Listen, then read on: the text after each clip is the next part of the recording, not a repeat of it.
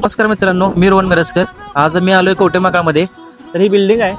त्या बिल्डिंगवरती 5व्या फ्लोअरवरती किचन आहे सरांचं, आणि तिथं आपल्याला गॅसचं कनेक्शन करायचं आहे. आणि ह्याचा जो सिलेंडर आहे तो इथं पार्किंगमध्ये ठेवायचा आहे. तर व्हिडिओ शेवटपर्यंत बघा, आपण ही पाईपलाईन करणार आहे.